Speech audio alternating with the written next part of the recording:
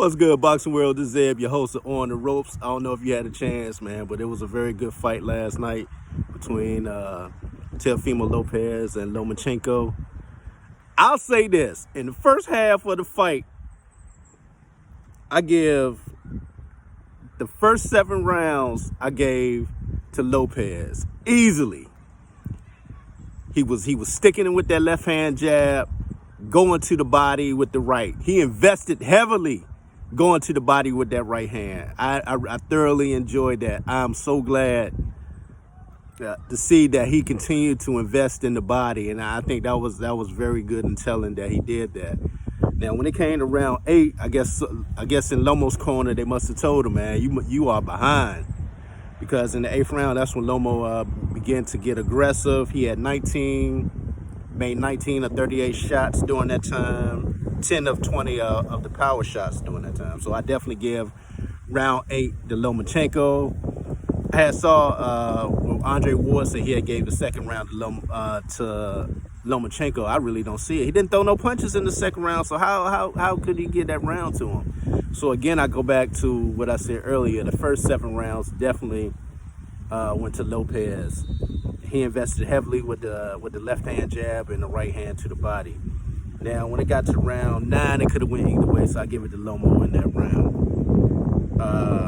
Round 10 definitely gave it to Lomo. Around 11, I gave to Lomo. But what we learned in the 11th round, that's when Teofemo Lopez began to invest back into the body again. When it was about like 40 seconds left in the 11th round, that's when Teofemo Lopez began to invest in the body again, which was very good for him to do. It's almost like he had hit cruise control after the 7th round going into the 8th round. But he had talked about in the press conference where he wanted to bait Lomo in to get shots off so they can get exchanges going. So I just go back to the interview at the end of the fight where he actually talked about that. Now, again, as I said, going in the late 11th round, he began to invest back into the body.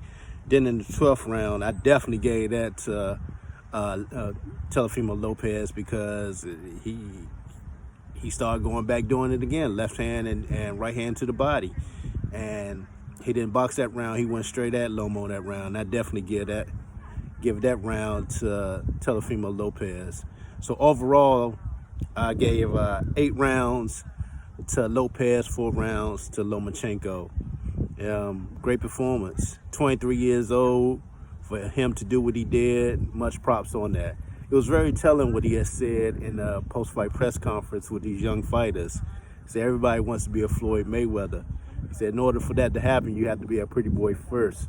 In other words, you got to fight those tough fights, man. Within 15 fights, undisputed, 23 years old. And, he brung up Devin Haney. And he said he want that smoke. So I can see that happening next. Depending on his opinion, he said he's fighting a washed-up Gamboa. That was crazy, man. So Teofemo on the high horse right now. But you got to give him props for what he's done with his career so far. 15 fights in, undisputed. So, and he had brung up Tank and Tank's situation. So this is how I see things playing out going into 2021. Got Tank, a couple of more weeks, fighting Leo Santa Cruz. I believe he's going to take him out within 6 rounds. Boom. A couple of weeks after that, you got Devin Haney, Gamboa, seeing him stopping him within 8. Boom. You got Ryan Garcia, Luke Campbell.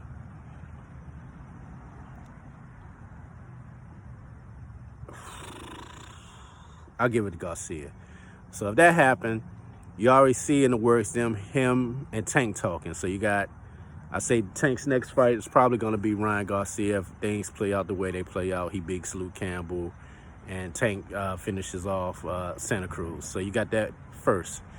Then, as you can see, Teofemo feel a certain way that people are saying it's not the complete undisputed championship because Devin Haney has that belt, that WBC belt.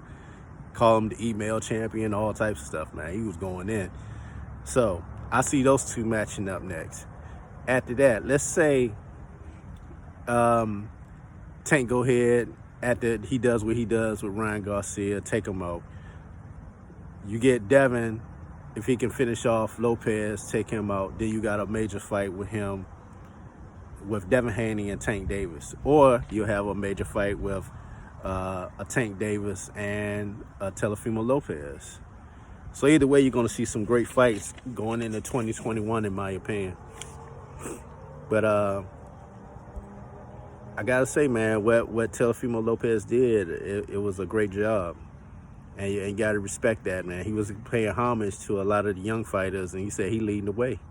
And at this point in time, you really gotta say, yeah, he really is leading the way. You know, he mentioned Shakur, he mentioned Edgar Bellianga.